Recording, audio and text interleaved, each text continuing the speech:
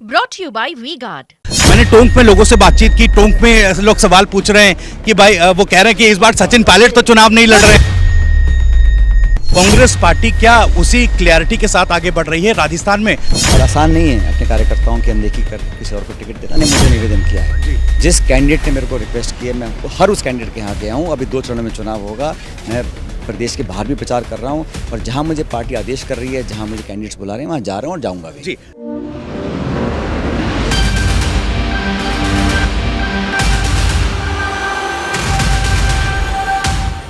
बहुत लंबी चौड़ी भूमिका न बांधते हुए मैं आपको सीधा बता दूं, क्योंकि समय कम है। TV9 राजस्थान की लोकसभा चुनावी कवरेज के बीच हमारे साथ सचिन पायलट जी हैं और टोंक लोकसभा के प्रत्याशी हरिचंद जी मीणा भी हमारे साथ हैं। हम जल्दी से बात करेंगे क्योंकि चुनावी सभाओं में व्यस्त हैं और समय बहुत कम है। सचिन जी, बहुत बहुत स्वागत सबसे पहले तो। और ये मुझे बताइएगा कि बीजेपी 400 पार का नारा इस बार लगा रही है। कांग्रेस पार्टी, मैंने बहुत सारे वीडियोस देखे, बहुत सवाल आपसे हुए कि कांग्रेस पार्टी क्या एस्टिमेट लेकर चल रही है। आपने कहा कि ये बड़े बोल होंगे बोलना, लेकिन कहीं ना कहीं एक दिमाग में कांग्रेस पार्टी ने कहीं ना कहीं वो एक टारगेट फिक्स किया होगा कि इस बार इस तक तो कांग्रेस पार्टी को लेकर जाना है। तो क्या सोच रखी है इस बार चुनावों के लिए?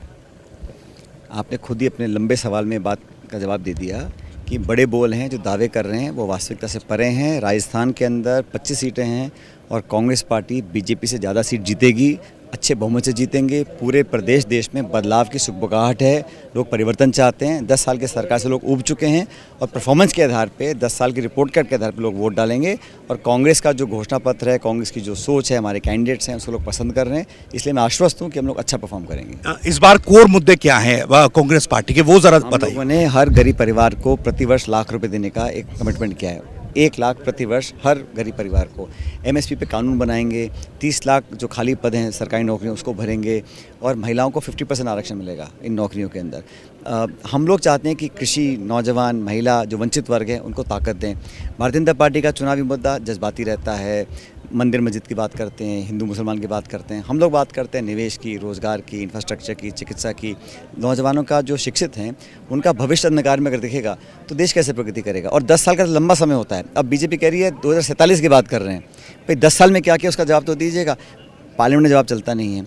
संसद में आप सांसदों को निलंबित कर देते हैं, मुख्यमंत्री को जेल में डाल देते हैं, कांग्रेस के खाते सीज कर देते हैं। तो कहीं ना कहीं जो दबाव और प्रतिशोध की राजनीति है वो हावी हो रही है। जी, आपका विजन बिल्कुल क्लियर है, बीजेपी को लेकर भी और खुद की पार्टी को लेकर भी किस तरीके से चुनाव में आगे बढ़ना है। लेकिन मैं ये समझने की कोशिश कर रहा हूँ, इतने विजन क्लियर के साथ में कांग्रेस पार्टी क्या उसी क्लैरिटी के साथ आगे बढ़ रही है राजस्थान में? मैं चूंकि कांग्रेस पार्टी अलायंस में इस बार है, तो राजस्थान में खास करके क्या अलायंस उस मजबूती के साथ आगे बढ़ रहा है? अलायंस हुआ इसलिए ताकि ये विपक्ष की एकजुटता हम प्रदर्शित करें।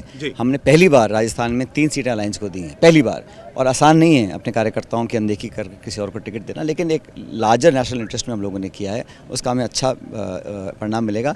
इंडिया अलायंस का जो वोट शेयर है वो बढ़ेगा और 4 जून को जब परिणाम आएंगे तो इंडिया अलायंस को जो रिक्वायर्ड बहुमत है उतने सांसद हमारे जीत कर आएंगे। जी, चूंकि ये सवाल मैंने इसलिए किया सर, क्योंकि एक सवाल बीएपी को लेकर उठ रहा है। बीएपी से शायद वो कनेक्शन लास्ट तक नहीं बैठ पाया। अब ठीक है, बीएपी ने स्वागत किया कि वो सीट कांग्रेस पार्टी ने छोड़ा, लेकिन चित्तौड़गढ़ और उदयपुर में वो टक्कर दे रहे हैं। हम लोग उनको समर्थन दे रहे हैं। हम लोगों ने अपना ऑफिशियल सपोर्ट दिया है बीएपी को और हनुमान बेनीवाल जी की पार्टी को और CPM को। अलायंस है, ऑफिशियल अलायंस है, उस पर हम काम कर रहे हैं। लेकिन भाजपा के खिलाफ जो वोट है उसको हमने एकत्रित किया है। इसका फायदा हम लोगों को भविष्य में मिलेगा। एक तो आखिरी 2 सवाल मेरे छोटे छोटे से सर, आखिरी 2 सवाल हैं।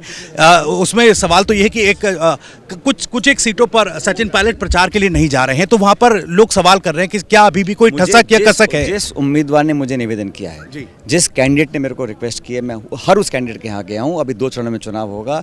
मैं प्रदेश के बाहर भी प्रचार कर रहा हूं और जहां मुझे पार्टी आदेश कर रही है, जहां मुझे कैंडिडेट्स बुला रहे हैं, वहां जा रहा हूं और जाऊंगा भी। जी, मैं टोंक के आखिरी सवाल सर, छोटा सा आखिरी सवाल। मैंने टोंक में लोगों से बातचीत की। टोंक में लोग सवाल पूछ रहे हैं कि भाई वो कह रहे हैं कि इस बार सचिन पायलट तो चुनाव नहीं लड़ रहे हैं।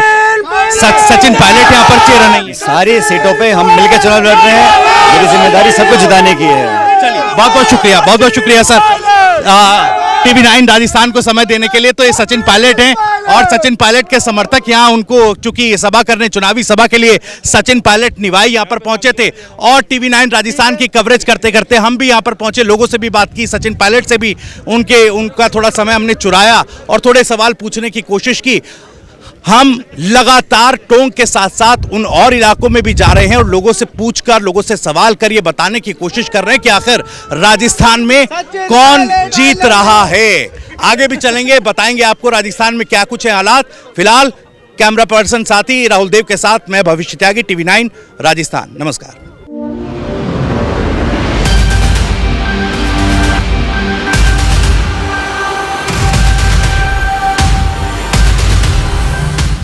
Brought to you by V-Guard.